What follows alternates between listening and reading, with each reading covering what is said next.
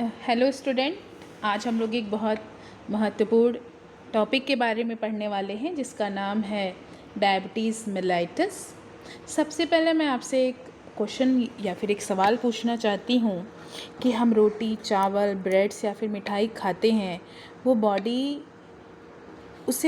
किस फॉर्म में कन्वर्ट्स करती है। तो आपका जवाब होगा I hope to any glucose, वो ग्लूकोज में कन्वर्ट्स करती है। तो दूसरा सवाल होगा मेरा ये कि अगर ग्लूकोज ब्लड में है लेकिन बॉडी के सेल के अंदर तक नहीं पहुंच रहा है तो क्या होगा। तो आपका जवाब होगा कि मैम ब्लड में शुगर बढ़ जाएगा। एग्जैक्टली, ब्लड में शुगर बढ़ना इज़ अ डायबिटीज़ मेलाइटस। आज हम जानेंगे कि डायबिटीज़ क्या है, क्यों होती है, इसके टाइप्स क्या हैं, इसके सिम्टम्स क्या है, इसका डायग्नोसिस क्या है, इसकी ट्रीटमेंट्स क्या होती है। तो डायबिटीज़ मेलाइटस एक क्रोनिक मेटाबॉलिक डिसऑर्डर है जिसमें ब्लड ग्लूकोज लेवल्स नॉर्मल से बहुत ज़्यादा हो जाता है। इसका रीज़न होता है पेनक्रियाज से इंसुलिन हार्मोन्स कम बनता है या फिर बॉडी के इंसुलिन यूज़ नहीं कर पाती है। इस कंडीशन को हम इंसुलिन रेजिस्टेंस कहते हैं। डायबिटीज़ मतलब high blood sugar due to the insulin problems. तो आज हम लोग जानेंगे कि ये डायबिटीज़ का मतलब क्या होता है। तो अब हम समझेंगे कि डायबिटीज़ एक ग्रीक वर्ड्स है जिसका मतलब होता है टू पास थ्रू, मतलब यानी बार बार यूरिन का पास होना। और mellitus is the Latin words जिसका मतलब होता है स्वीट्स लाइक अ हनी। पुराने टाइम में डॉक्टर पेशेंट्स के यूरिन में स्वीटनेस को देखकर डायबिटीज़ डिटेक्ट करते थे, इसलिए डायबिटीज़ मेलाइटस को स्वीट्स यूरिन डिजीज़ के भी नाम से जानते हैं। रोल क्या है, इंसुलिन का रोल क्या है। तो इंसुलिन का बहुत important, insulin is the most important hormones that responsible to maintaining the normal blood glucose levels.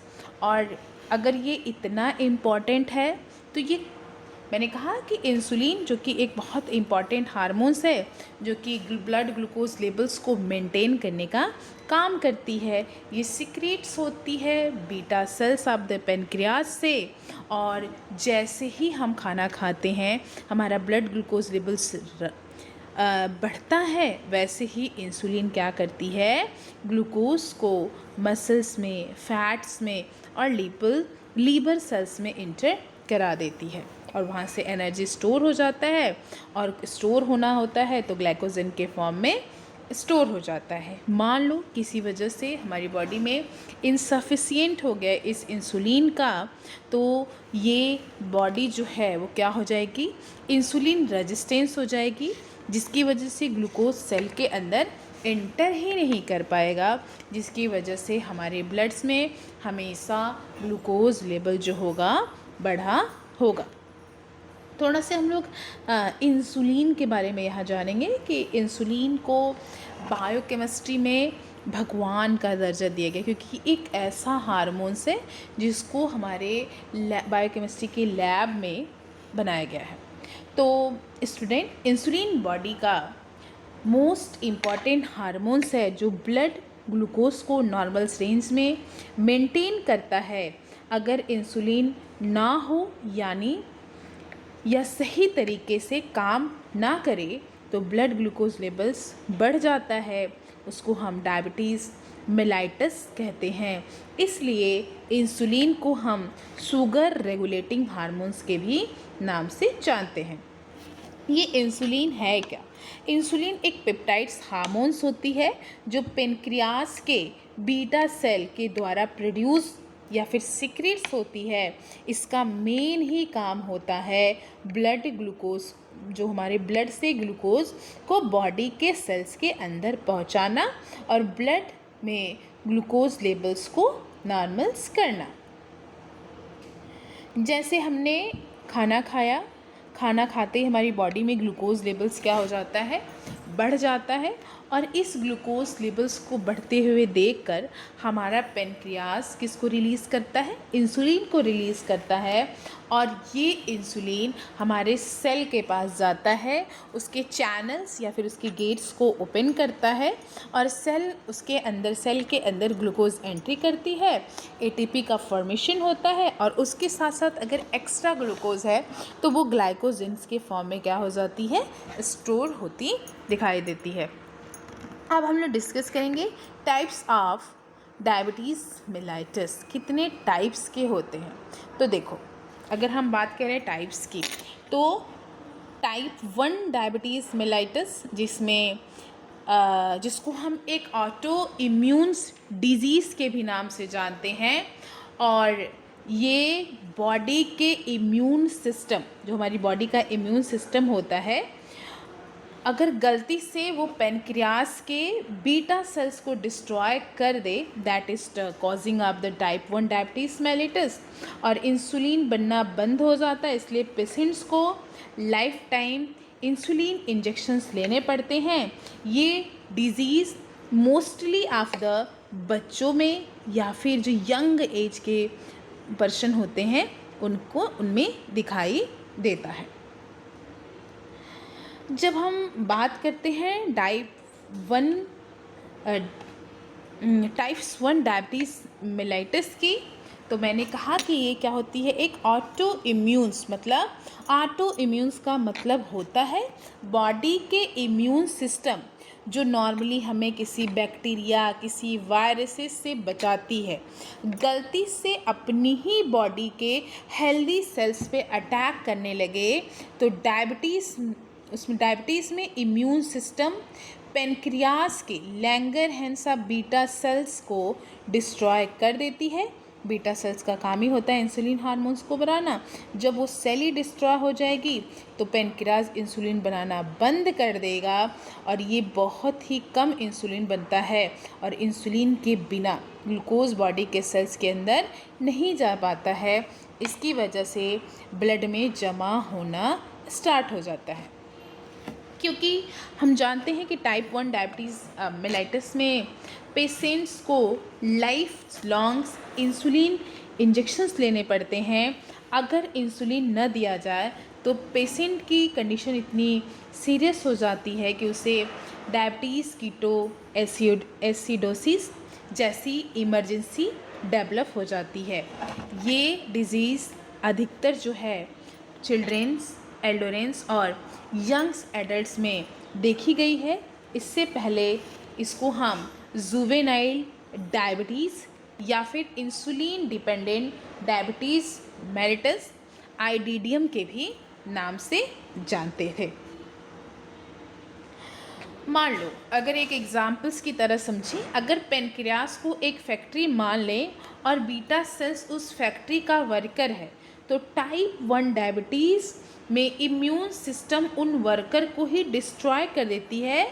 जो वर्कर ही नहीं रहेंगे तो इंसुलिन के नाम का प्रोडक्ट ही नहीं बनेगा।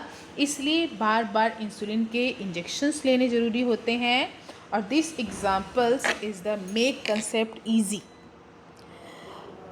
अब हम कहें कि type 2 diabetes mellitus is a very very common diabetes mellitus, जिसमें होता क्या है बेसिकली, जब वो कंडीशन जिसमें हमारी बॉडी सेल्स इंसुलिन को पहचान ना पाए या फिर इंसुलिन से,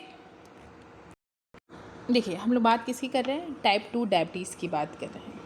तो टाइप 2 डायबिटीज़ का सबसे कॉमन टाइप्स है कि ये लगभग 90 to 95 डायबिटिक पेशेंट जो होते हैं वो टाइप 2 के डायबिटीज़ मेलाइटस से अफेक्टेड होते हैं।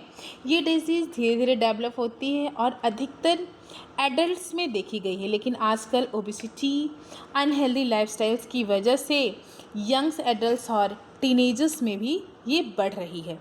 टाइप 2 डायबिटीज़ में पेनक्रियास जो कि इंसुलिन बनाता है, लेकिन बॉडी की सेल्स इंसुलिन को सही रिस्पॉन्स नहीं कर पाती, या फिर उस कंडीशन को हम इंसुलिन रेजिस्टेंस भी कहते हैं। इसका मतलब इंसुलिन जो की तरह काम कर रही थी, जो कि हमारा जो सेल है उसके लॉक में की अच्छी तरह से अगर रिकोनाइज नहीं करेगी, इसलिए ग्लूकोज सेल्स के अंदर नहीं जा पाता है, जिसकी वजह से ब्लड में शुगर्स लेवल बढ़ जाते हैं। समय के साथ पेनक्रियास ज़्यादा इंसुलिन बनाने की कोशिश करता है, लेकिन धीरे धीरे बीटा सेल्स भी थक जाते हैं और वो इंसुलिन प्रोडक्शंस जो है वो कम होने लगता है। इसलिए disease, obesity, physical activity, unhealthy diets, family history, increasing age, stress, high blood pressures या फिर सेडेनेटरी लाइफस्टाइल्स की वजह से होता है। अगर आप इसको ठीक करना चाहते हो टाइप 2 डायबिटीज़ के लिए, आपके lifestyles modification is very important.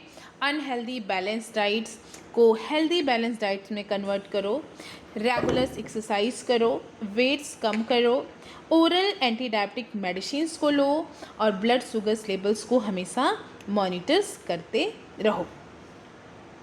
अब आता है हमारा जेस्टेशनल डायबिटीज़ मेलाइटस, जो कि जिसको हम जीडीएम्स के नाम से जानते हैं। और ये डायबिटीज़ मेलाइटस जो है प्रेगनेंसी के दौरान, यूजुअली जब फीमेल 24 to 28 प्रेगनेंसी होती है, उस कंडीशंस में देखा गया है पहली बार ये डिटेक्ट होती है। और प्रेगनेंसी के समय प्लेसेंटा कुछ हार्मोन्स रिलीज़ करता है और इंसुलिन की एक्शंस को कम कर देता है। इसी वजह से हमारी बॉडी इंसुलिन रेजिस्टेंसी बढ़ जाती है और ब्लड शुगर्स लेवल जो है वो ज़्यादा होता है।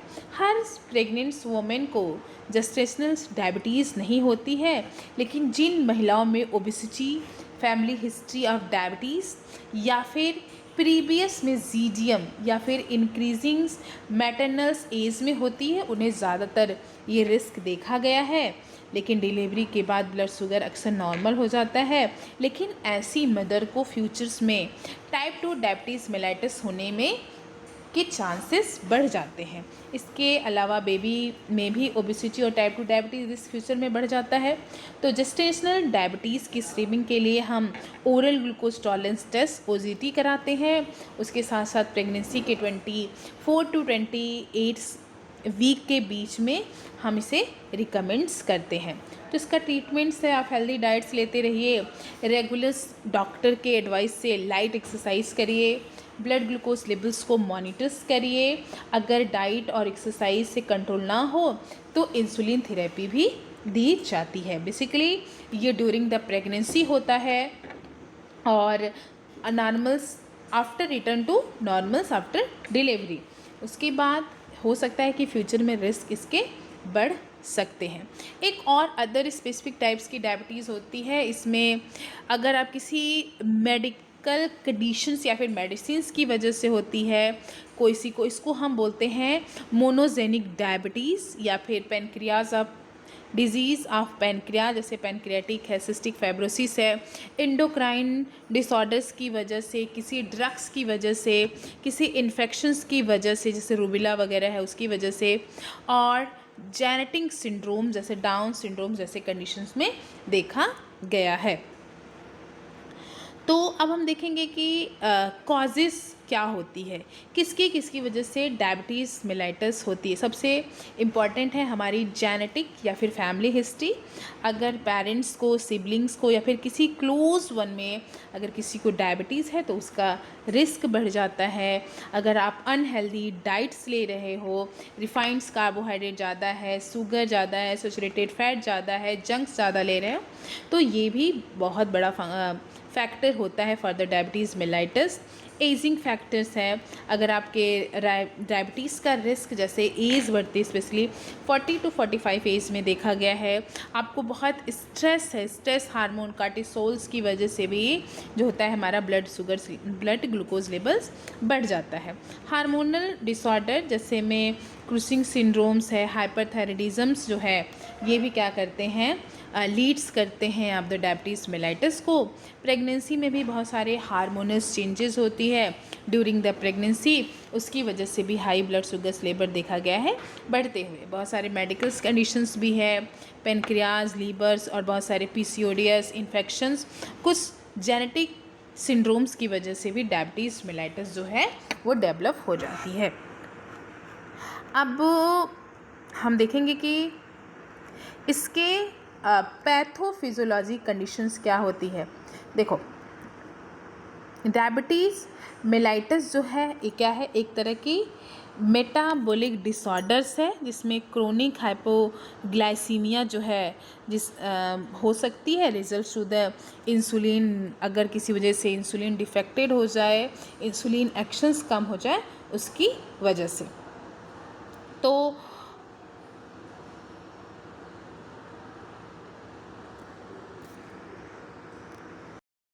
देखो, अगर मान लो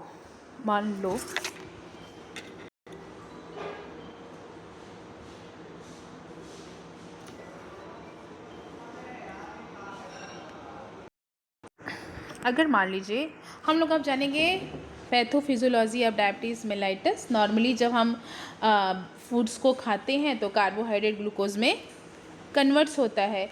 अब ग्लूकोज ब्लड्स में एब्जॉर्ब होता है और पैनक्रियाज जो है इंसुलिन रिलीज़ करती है। इस इंसुलिन ग्लूकोज की बॉडी के सेल्स के अंदर ले जाता है जहाँ पे ग्लूकोज से एनर्जी बनती है। डायबिटीज़ मेन इंसुलिन की कमी या फिर इंसुलिन रेजिस्टेंस होने की वजह से ग्लूकोज सेल के अंदर नहीं पहुँच पाता है, जिसकी वजह से ब्लड में ग्लूकोज लेवल्स बढ़ जाती है, सेल्स के अंदर एनर्जी नहीं मिलती है, बॉडी फैट्स और प्रोटीन को तोड़कर एनर्जी बनाती है, इसलिए वेट लॉस या फिर कीटोन बॉडीज़ बनने लगती है और इसकी वजह से डायबिटिक कीटो एसिडोसिस हो सकता है।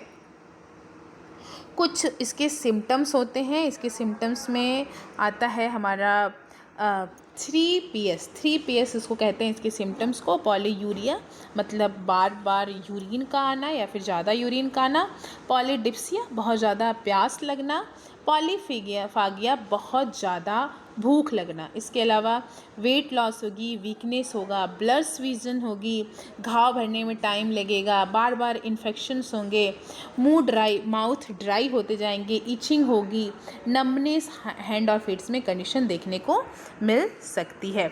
अब हम लोग इसके डायग्नोसिस के बारे में जानेंगे कि हम कैसे इसको डायग्नोस्ट कर सकते हैं। देखो, सबसे पहला इसका डायग्नोसिस होता है हमारा फास्टिंग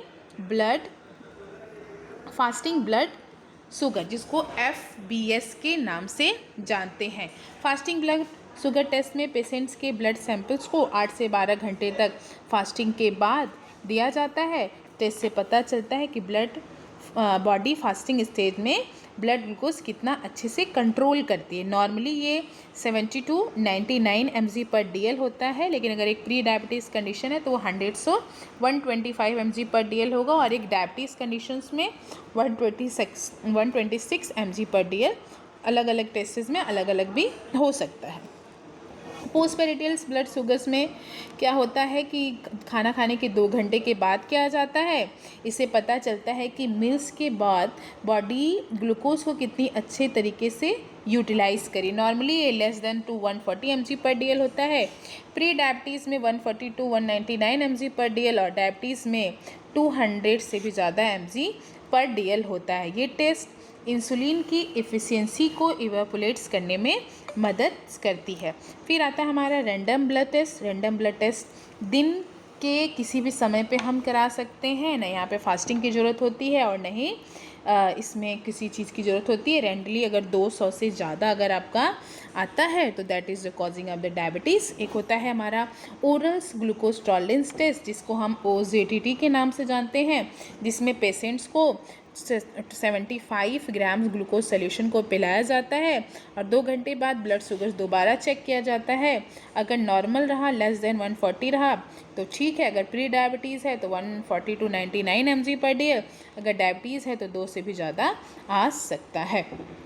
HbA1c जो कि ये टेस्ट बताता है कि पिछले 2 से 3 महीने में पेशेंट्स के एवरेज ब्लड शुगर लेवल्स कितना होता है। जब ब्लड में ग्लूकोज ज़्यादा होता है तो वो हीमोग्लोबिन को के साथ जुड़ के ग्लाइसिटेड हीमोग्लोबिन HbA1c बनाता है और रेड ब्लड की सेल की जो लाइफ होती है वो 120 दिन की होती है। तो नियर अबाउट इसकी वजह से HbA1c long term sugar control के बेस्ट इंडिकेटर्स माना गया है। अगर नॉर्मल लेस देन 5.7, अगर प्री डायबिटीज 5.7 to 6.4%, अगर डायबिटीज़ है तो 6.5% से भी ज़्यादा हो सकता है। अब हम लोग पढ़ेंगे कुछ कॉम्प्लिकेशंस के बारे में जो कि डायबिटीज़ मेलाइटस में।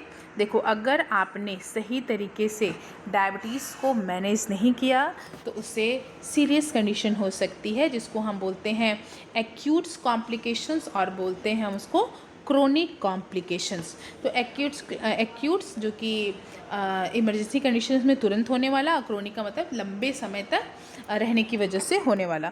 तो हाइपरग्लाइसीमिया, डायबिटीज़ कीटोसिस और हाइपर ऑस्मोलर हाइपरग्लाइसेमिक स्टेट हो सकती है। अगर कॉम्प्लिकेशंस वाले हैं तो रेटिनोपैथी मतलब आइज़ को डैमेज कर सकता है, किडनी को नेफ्रोपैथी किडनी को डैमेज करेगा, न्यूरोपैथी नर्व्स को डैमेज करेगा और coronary artery disease, heart attack, strokes, peripheral artery disease और डायबिटिक फुट अल्सर जैसी कंडीशन देखने को मिल सकती है। तो हम इसको मैनेज करें, कैसे करें? हम ब्लड जो हमारा डायबिटीज़ मेलाइटस है उसको नॉर्मली मेंटेन करने का मतलब है कि हमारा ब्लड लेवल जो है वो नॉर्मल्स रहे और जिससे हम कॉम्प्लिकेशंस को प्रिवेंट्स कर सकते हैं। अच्छी डाइट्स लें, फाइबर्स रिच डाइट लें, रेगुलर एक्सरसाइज करें, वेट्स को मैनेजमेंट करें, एंटी डायबिटिक मेडिकेशंस को लेते रहें, अगर इंसुलिन थेरेपी लेनी है वो लें, रेगुलर ब्लड ग्लूकोज को मॉनिटर्स करें, लाइफस्टाइल्स को थोड़ा चेंज करें, पेशेंट्स को स्मोकिंग, लिमिटेड अल्कोहल कंजप्शंस को बताएं, स्ट्रेस को मैनेज करें योगा मेडिटेशंस के थ्रू हमें, और रेगुलर मेडिकल चेकअप्स बहुत ज़रूरी होता है। Diabetes two mellitus maintaining of the, अगर आपको डायबिटीज़ टू मेलाइटस की बात करें तो इसको प्रिवेंट्स करने के लिए healthy body weights, consuming balance diets और engaging in the regular physical activity, excess intake of the sugar foods and the beverages, maintaining stress और adequate sleepings और regular healthy स्क्रीनिंग और फैमिली हिस्ट्री डायबिटीज़ को ध्यान देना चाहिए। तो हमने आज पूरा डायबिटीज़ मेलाइटस को पढ़ा है जो कि एक जो है हमारा मेटाबॉलिक डिसऑर्डर्स होता है। आज की क्लास हम यहीं पे एंड करते हैं। See you in the next day with the next topic.